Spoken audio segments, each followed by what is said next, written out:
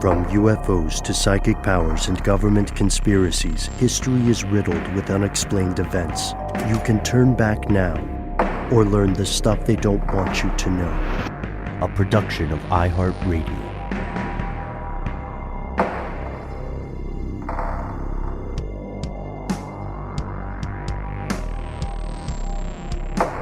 Hello, welcome back to the show. My name is Matt. My name is Noel. They call me Ben. We're joined, as always, with our super producer, Alexis, codename Doc Holiday Jackson. Most importantly, you are here. And that makes this the stuff they don't want you to know. In a very real sense, several of our fellow conspiracy realists are here today because this is our weekly listener mail segment where we share some of the most fascinating, disturbing at times, stories brought to us by your fellow listeners. Today's adventure will take us down a bottomless rabbit hole. It will take us to some unsolved crime, and we'll also see some, troubling but oddly hilarious supervillain that was unknowingly said on camera. So you're in for a wild ride. Folks, I was thinking one of the best ways to set up this very first piece of listener mail, Noel, is to maybe talk a little bit about both your work and my work with some of the crime shows that we've done or produced based in the Pacific Northwest, one of which I believe was called Murder in Oregon, that UEP'd. Is that correct? Yeah, it was one of the projects that I back when I guess I had more of the luxury to be able to do so, was really hands-on with. Spent a lot of time in Salem, Oregon, which is the capital of Oregon, but it's also like, it's not what you would think of when you think Oregon. We've talked about this before, but Oregon, in my mind, has always been this kind of liberal, shining bastion, in the woods. And of course, we associate that with Portland, the dream of the 90s and all of that. Portlandia, put a bird on it. People from Portland probably hate that image, and it's certainly much more complex a city than that. The rest of Oregon is all over the place. I mean, it can get very rural, and it has a history of corruption in law enforcement. A lot of drug trafficking goes on there. There have been a lot of organized crime there over the years. A gentleman by the name of Phil Stanford, who I worked with on both the original season of Happy Face, Ben UEP'd the second season of that show, and the show Murder in Oregon. Phil is a crime writer. He's a true crime writer, kind of almost like a hard-boiled detective type dude. He really is like that, epitomizes that image. Like you picture him wearing a trench coat and, carrying around a pad with a spiral bound pad kind of, and has some kind of press credentials tucked into his hat.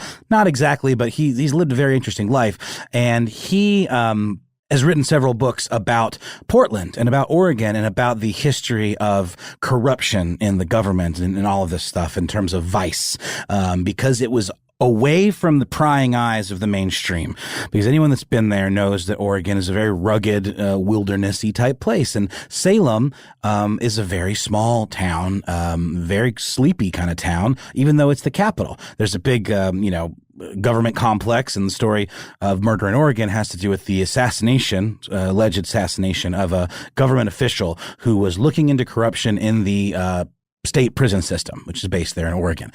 Today's story is another corruption and potential corruption, alleged corruption, and just conspiracy angle from the state of Oregon. And it caught my eye because the subject of the email was Oregon, the murder conspiracy state, ?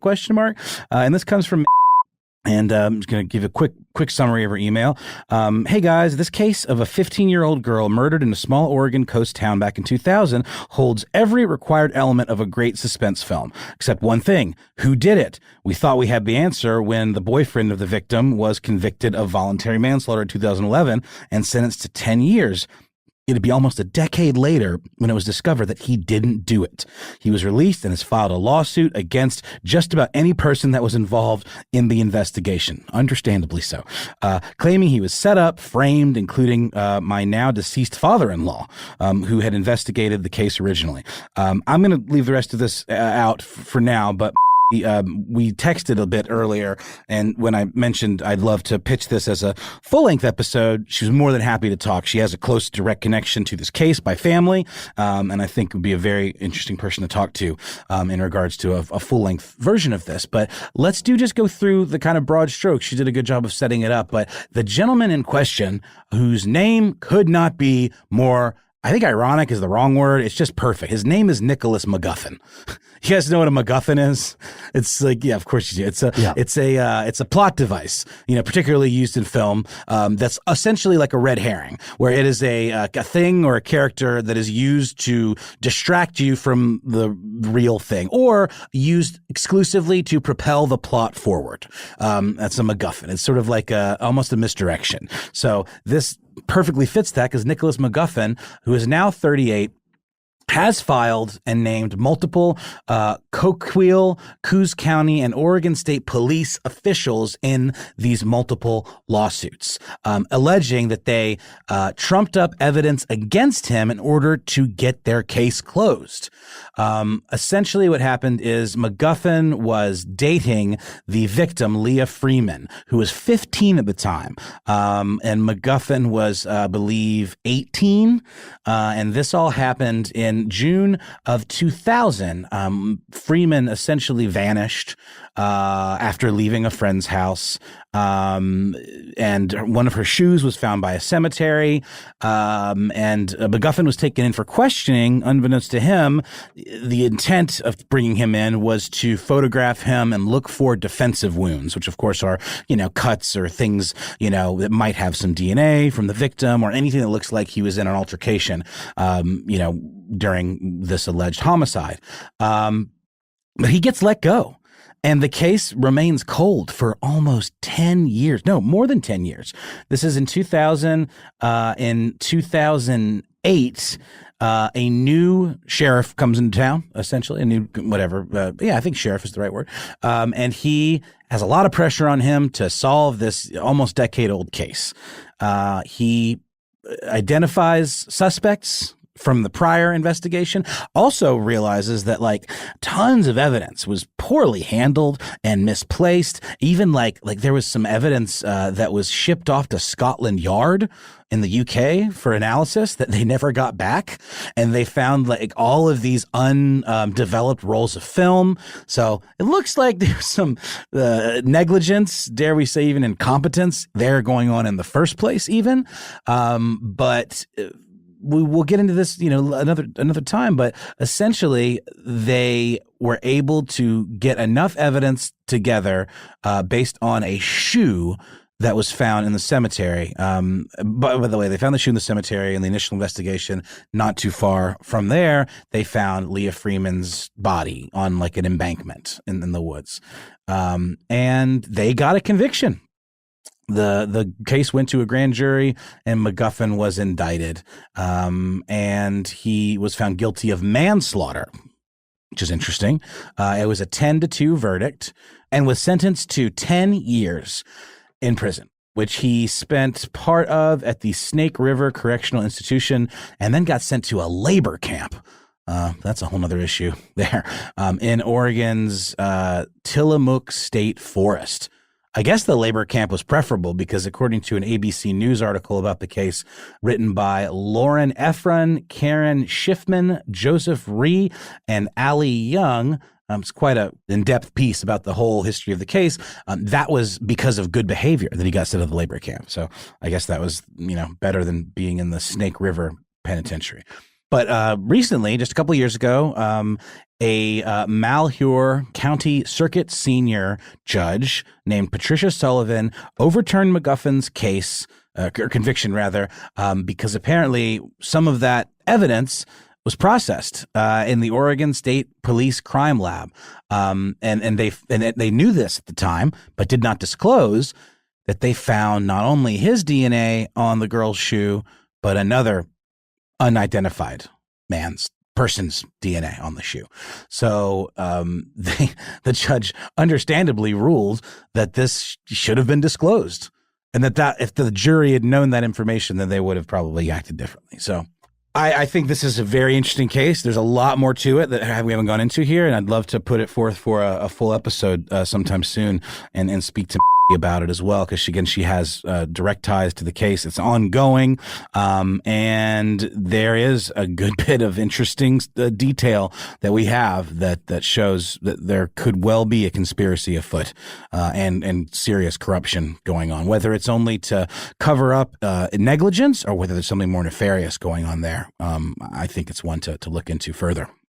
For sure. So more on that soon. And thank you for that email and for hipping us to this case. It's definitely, there's a lot of intrigue going on here and look forward to digging into it more. But for now, let's take a quick break and we'll be back with more listener mail.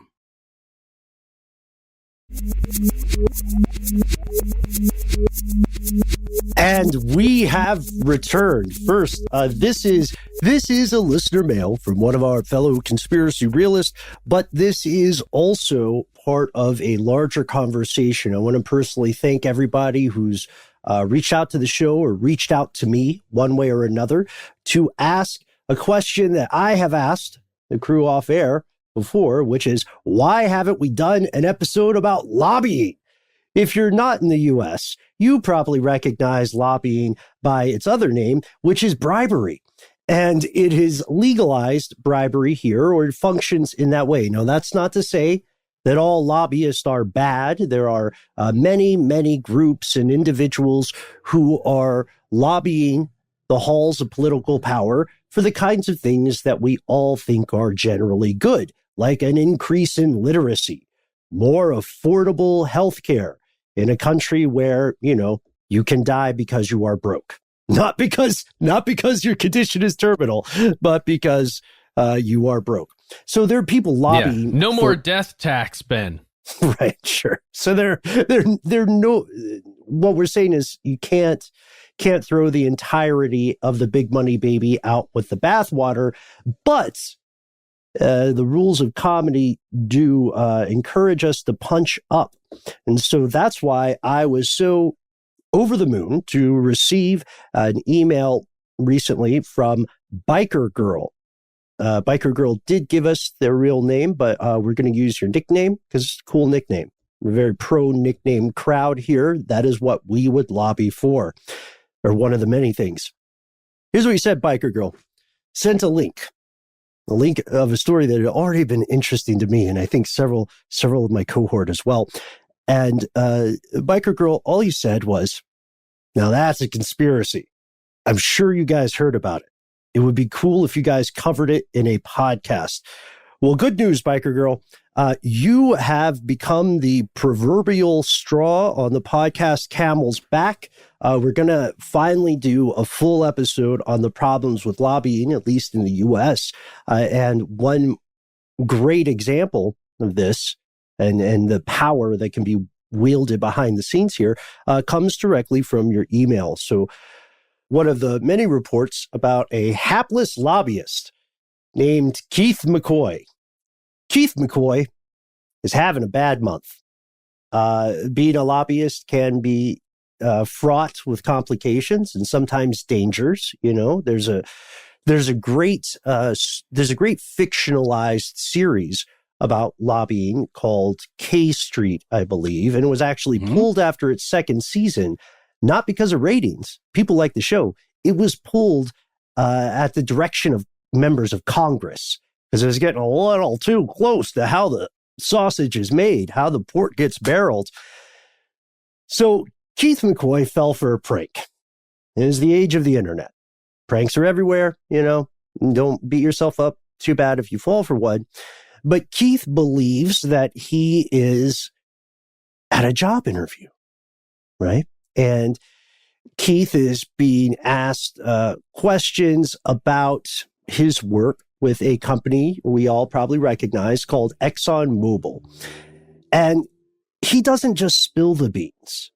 He takes a figurative can of beans and one by one rubs them on his face and then plays with them and puts them in his mouth and throws them back up a little bit. And the people who are interviewing him, by the way, they love this because they have no intention of hiring him.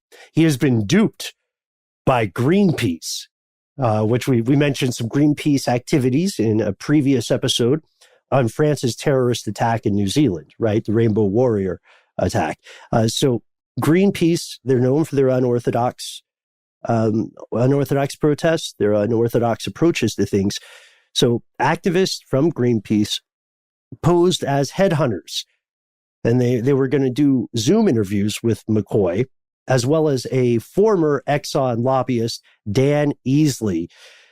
And McCoy gave an insider view that was quite embarrassing to ExxonMobil and should be, I think, in no small way distressing to the average resident of the U.S. or, the resident of the globe. He said, look, ExxonMobil will publicly support a carbon tax because we're also working to make sure it never gets enough support to actually happen. He was like Mac in Always Sunny in Philadelphia, where he says, I'm playing both sides so that I always come out on top. And then, naturally someone's like, well, are you really? Because you probably shouldn't say that to me. So he says that carbon tax is a non-starter, and you can see him saying things. You can see the footage of this, clips from this interview. As a matter of fact, let's play one here. You want to be able to go to the chief. Yeah. And so the chief knows you, that you can go to the chief and say, look, we've got this issue. We need Congressman so-and-so to be able to introduce this bill. We need him to make a floor statement. We need him to send a letter. Yeah. You name it. We've asked for everything. So this guy is all his cards, all his beans on the table. And he's saying, look, Exxon funds, he verbatim says this, Exxon funds shadow groups to spread misinformation about climate science. Here's a particular quote from him. Did we join some of these shadow groups to work against some of the early efforts? Yes, that's true. And he says something else important, even more disturbing, but there's nothing illegal about that. We're looking out for our investments. We're looking out for our shareholders. And then he talks about how they single out moderate Democrats to push them toward the Exxon's primary goal, which is to, avoid increasing costs, avoid legislation that they think goes too far to combat climate change. So far, I want to check in, so this is not just me monologuing, guys. So far, did you guys hear about this story earlier? This is a few days ago. I did. This is definitely an Apple News, shot across the bow. And I was like, I think it was Yahoo News that I initially, that it sent me to, I guess. And it didn't look like much of an article. It just, again, maybe I just don't use Yahoo News enough. And I couldn't ascertain whether it was real or not. And I didn't take the time to look into it. Though I am back on that article now, today, Ben, and I notice it pushing out to a Guardian article that is giving me a soft paywall. I've never seen a paywall with the Guardian, by the way. Oh, wait. I just had to click on something that said, I'll do it later. Okay. Yeah. Yeah, I think I gave an email address earlier for the Oregonian, too. But, I mean, honestly, is it that big of a surprise? That it got caught is the story, but I just...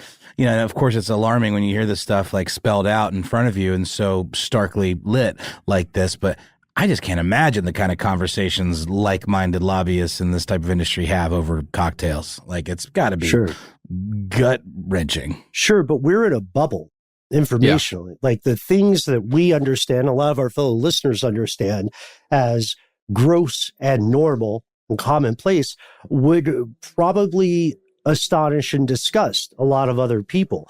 This is terrifically embarrassing for several members of Congress because McCoy specifically shouts them out. He says, I talk with Senator Joe Manchin, a Democrat from West Virginia, weekly. I talk to his office all the time. He says, look, if we need Senator so-and-so to show up on the floor to sign something, we need them to write a letter, we can just ask for it. We'll get them to do that. We just donate some more to his campaign.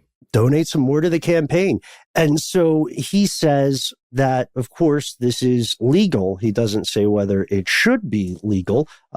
He also has he's also made a splash in the ongoing debate. Of course, ExxonMobil immediately walks away from this as fast as they can without looking like they're running.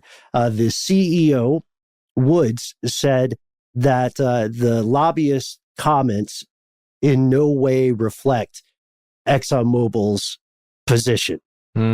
which is demonstrably untrue. That's what's interesting about that statement is that it is false. Well, it's a cover, right? The lobbying firms that are employed by the company are then a cover. So this exact thing, if this thing happens, it's like paying for insurance.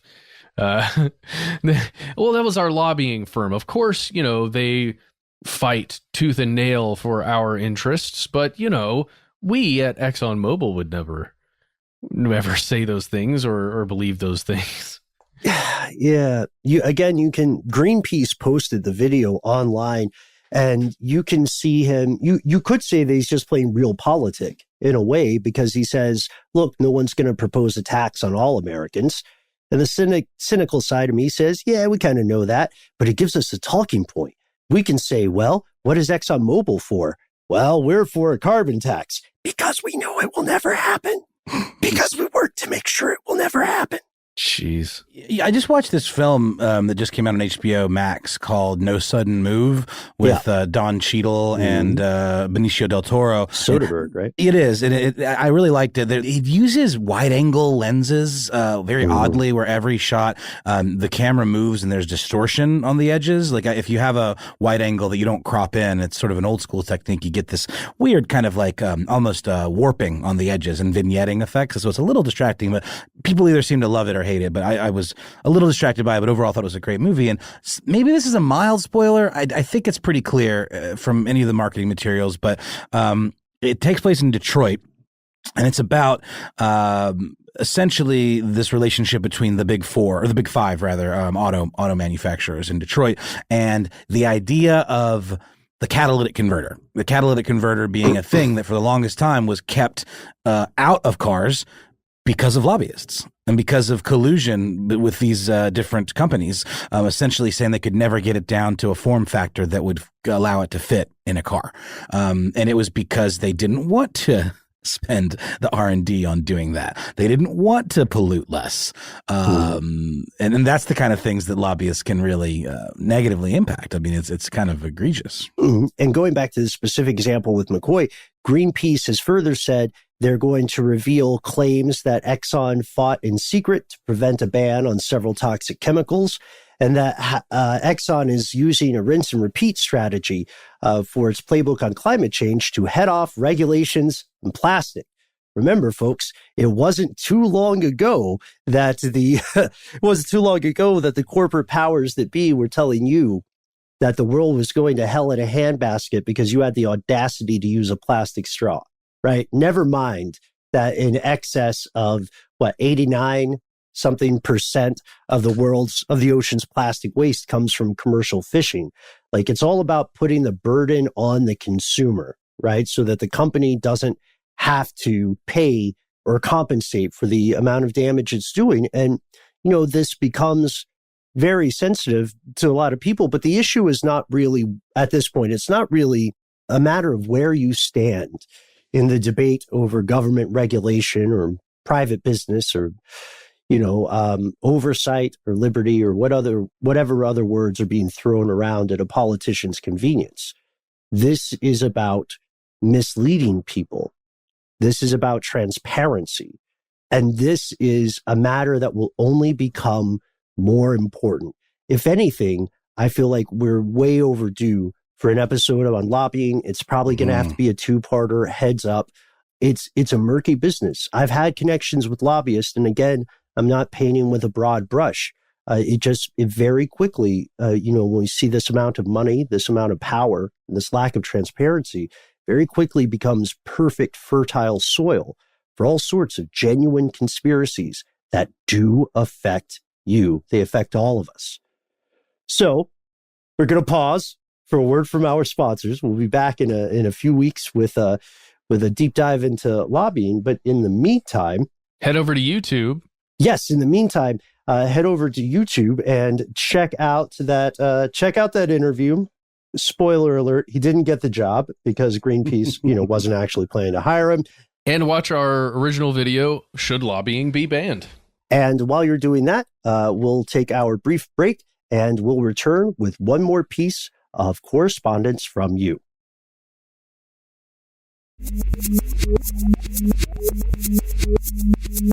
And we're back. Ben, that reminds me of that show Drilled. We spoke with one of the creators and the hosts of that show Drilled. It reminds me so much of that. Podcast, right? All right, so we are moving on to a message from, we're going to call this person KT. I think that'll work out.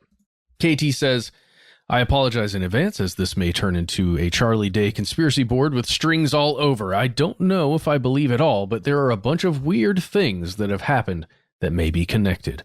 I'll try to be brief. There's a ton of rabbit holes to go down here depending on how much you want to ruin your day researching cold trafficking and abuse. All about it. Yep. In the mid-2000s, the Center County, Philadelphia District Attorney Ray Gricar, that's spelled Raygricar, disappeared under mysterious circumstances. Eventually, his computer was found with the hard drive missing. He had been involved in declining to pursue investigating Jerry Sandusky, that's the Penn State University's monster? Anyway, that's in Center County, where he was the district attorney.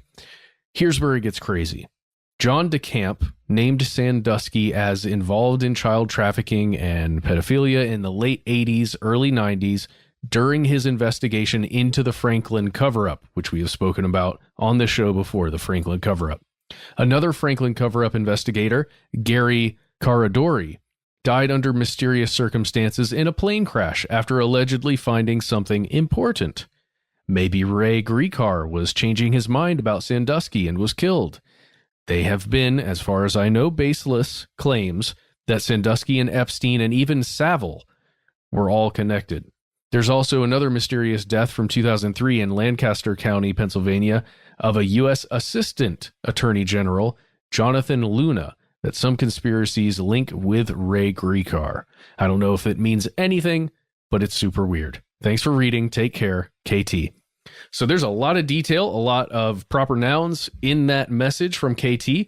Thank you, KT, for writing to us. But we're just going to dip our toes into this one for today's episode. You can go over to northcentralpa.com and read this article titled, No Answers 16 Years Later in Disappearance of Center County DA, PSP says case still open. This article was posted February 24th, 2021, and again, it's talking about 16 years after this initial disappearance. I'm going to give you some of the bullet points here from what happened to Ray Gricar, at least what we know. On April 15th, 2005, Ray Gricar told his girlfriend that he was going to head out for the day. He wasn't going to go to work. He was going to go for a drive. And it appears that he did just that. He went from his home to a place called Lewisburg, Pennsylvania, and he disappeared. His car was found there, a Mini Cooper that happened to be red in color. And inside this vehicle, by the way, they found it 2 days later on the 17th, but they found his cellular phone, which was turned off. And that's a 2005 cellular phone. I have no idea what model of cell phone a district attorney would have in that year, but it's probably pretty nice. They looked for him for quite a while to try and find evidence of, perhaps he took his own life. Perhaps, some foul play was involved, but it was very strange. He was a missing person for a while. They turned up his computer, as KT said in that email. The hard drive was removed. It was in the Susquehanna River, and, it had been degraded quite a bit just from being in a river and, not having a hard drive. So there was no real evidence picked up on that. There's a bunch of weird things that could be factors in here that are difficult to sift through because Gricar was a district attorney, which meant he was the point person in putting away a lot of people. Anytime the state or that his district was going toe to toe with someone for a prosecution, he was the guy. So he probably made a lot of enemies. And according to those nearest to him, they would say that he was very cautious when deciding whether or not to go forward with a case because he didn't, you don't want to go against a powerful person unless you've got an open and shut case, I think is how you'd say it. Mm-hmm. Unless you're sure you can prosecute effectively. And it's airtight. Mm-hmm, right. Mm-hmm. But the weird connections here to Sandusky and some of the other stuff exist. It would be up to us, in doing some intense research here to decide if there's sand to any of that stuff. The reason why I say that is because in this article, as well as a few other articles that have come out since his disappearance, including one it's from NBC Channel 10 Philadelphia, posted in 2011, titled DA Who Never Charged Sandusky Has Been Missing Since 2005. According to that article, the original one we are talking about, and several individual people that were close to him, they think something else was going on. This wasn't a matter of him, choosing to disappear, choosing to, go into witness protection, or to, take his own life. There's one person in particular we need to mention, a man named Bob Buhner. He's a former Montour County district attorney who knew Ray really well. And I've got a quote, two separate quotes here for you. He says, "I spoke with Ray right before he went missing. There was no way he was remotely suicidal at that time in 2005. He was getting ready to retire in a few months, 8 months to be exact. He was planning trips across the country. He was going to see his daughter in Seattle, Washington, and was going to visit national parks. He was going to enjoy himself after 35 years of being a prosecutor." Again, this part right here is Buhner's opinion, but he does say that his relationship with Patty, it was his girlfriend's name, Patty Fornicola, I think is how you say it. It was very stable. He was financially sound at that time in 2005. So there aren't a lot of these telltale signs that maybe something was wrong, that just people around him didn't know. But again, if something was really wrong, many people wouldn't know. It's a tough thing. So at least according to Bob, everything seemed to be going well. And he doesn't at least believe that he would have done that. He does say, "I strongly believe that there are several people who are still alive who know what happened to Ray, know how he was lured to Lewisburg, and know what happened when he was there." Because he says that many individuals reached out to him early on in the 2005 to 2010 era, who said these people reached out to Bob with this information. He passed it on to investigators. And this is another quote from Bob. "I had a pretty strong sense of, in general, who was responsible. The actual details, no, but specifically who did it, yes." And it's weird because he just, dancing on the precipice of this rabbit hole, you get the distinct feeling from this guy that law enforcement was putting the slow sauce on some of this, considering, the time, the fact that, he wasn't interviewed until 2015, and the fact that he had people reaching out to him. I believe there was at least one source alleging that Gricar had, quote, run afoul of a person who was in the witness protection program. I've seen that alleged, but That's from Buhner. That's a quote. Yes, exactly. He's alleging quite a few things here, but not giving the details because he says he doesn't have the details.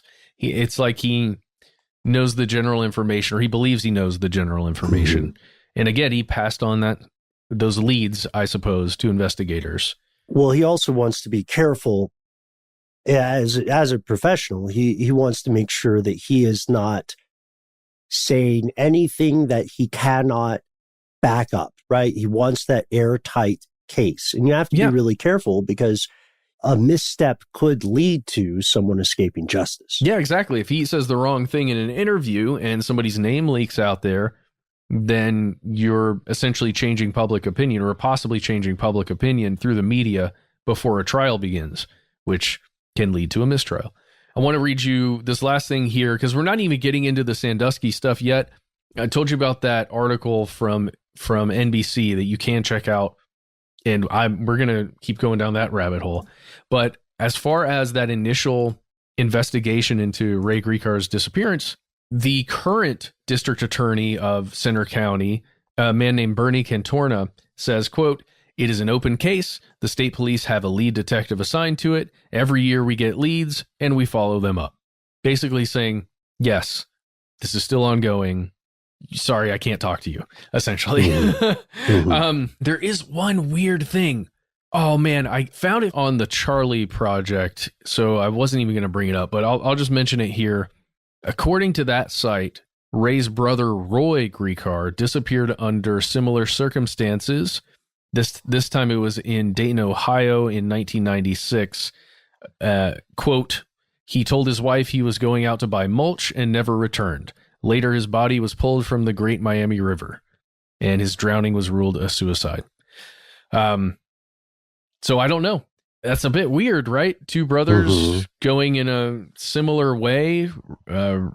Ray's stuff was found in the river. That's very strange. Very, very strange stuff. Yeah, it's not hard proof that they're connected, but I would agree with your assessment that it is highly irregular, at the very least. Yep, that's it. Not making any assessments here other than, that's weird. Yeah, so there's a lot more to go on here. I don't have a lot of answers, KT, but thank you for putting us on the case. I'm going to look into this further. We all will, hopefully, and maybe there's a whole episode in here. Yes.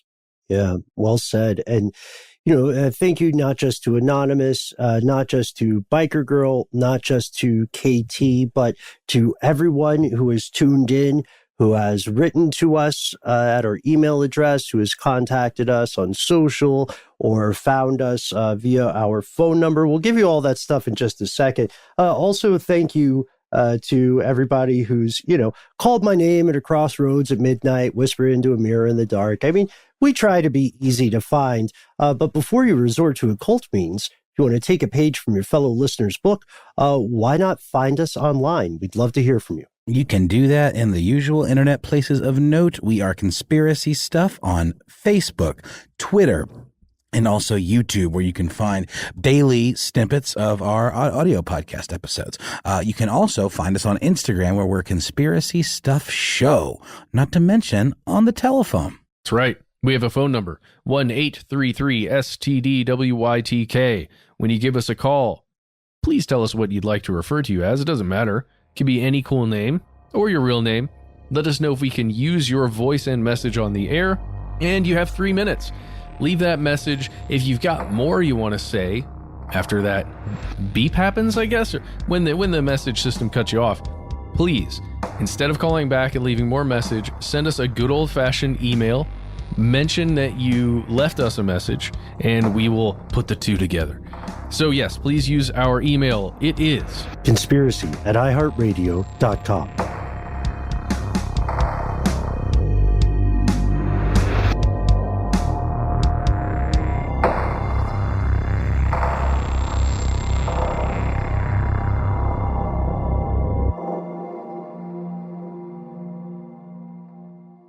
Stuff They Don't Want You to Know is a production of iHeartRadio. For more podcasts from iHeartRadio, visit the iHeartRadio app, Apple Podcasts, or wherever you listen to your favorite shows.